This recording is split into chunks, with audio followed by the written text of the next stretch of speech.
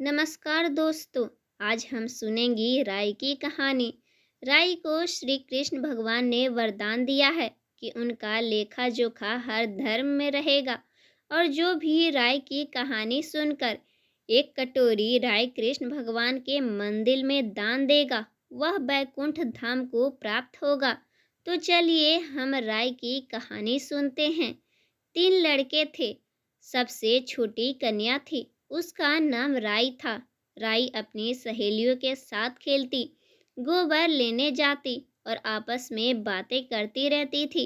एक बार एक सहेली ने कहा कि उसने उसके पिता के लिए दूसरे गांव में लड़के देखने और उससे संबंध करने हेतु गए थे। तब राई बोली, तुम लोग जिससे चाहो विवाह कर सकती हो, परंतु मैं तो विवाह भगवान श्री कृष्ण के साथ ही करूंगी। वह प्रतिदिन गोबर लेने जाती और इसी प्रकार की बातें करती थी। एक बार संयोगवश भगवान श्री कृष्ण उद्धव जी के भेष बदलकर उस गांव में गए और उस राय की बात सुनी, जिससे प्रेरित होकर वह दोनों उन्हीं के पीछे पीछे उनके घर आए। उन्होंने राय के पिता से कहा, हम तुम्हारी बेटी के लिए वर लेकर आए हैं। उसके पिता ने श्री कृष्ण का रूप देखकर बेटी का विवाह उनसे कर दिया। भगवान वहां 15 दिन तक रुककर भगवान अपने धाम में 16,000 रानियों के बीच रहते हुए उस राई को भूल गए। इधर राई को प्रतिदिन राह देखते हुए 5 से 10 वर्ष गुजर गए थे, मगर प्रभु नहीं आए। इसी प्रकार 40 वर्ष बीत गए और राई की जवानी बुढ़ापे में बदल गई। सिर के केस सफेद हो गए, दांत गिरने लगे, चेहरे पर झुर्रियां दिखने लगी। भाई भतीजे सब बड़े हो चुके थे। एक दिन राई बोली, भैया मुझे गंगा नहाने और 4 पहर का पाप धोने जाना है। भैया ने उसको गंगा किनारे ले गए। वहां पांडवों से पंडित से पूछकर पिंड दान करने की बात कही।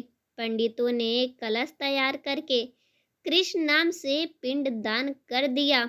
जब कलश गंगा में रखा गया तो कलश खिलखिला कर हंसने लगा और बैकुंठ जाकर भगवान के सीने में प्रवाह किया, जिससे देखकर भगवान को अपने भूल का एहसास हुआ और तुरंत ही दौड़ते हुए मृत लोक में राई के पास गए। संपूर्ण गांव वाले राई को बधाई देने लगे तथा राई अपने पति को देखकर शर्माने लगी। तब भगवान ने कहा, मुझसे भूल हो गई है। उसके बाद भगवान ने उसको स्पर्श किया तो राई का दिव्य देह प्राप्त हो गया और जिसे देखकर भगवान बोले, हे राई, तुम्हारा लेखा जोखा हर धर्म में रहेगा। जो कोई राई की कथा कहेगा वह एक कटोरी राई भरकर श्री कृष्ण के मंदिर में दान करेगा, वह मेरे धाम को प्राप्त होगा। जय श्री कृष्ण। आप सबको मेरी यह कहानी पसंद आई हो तो इस वीडियो को लाइक करें और साथ ही मेरे चैनल को सब्सक्राइब जरूर करें, ताकि ऐसे ही पावन कथाएं आप तक पहुंचती रहे।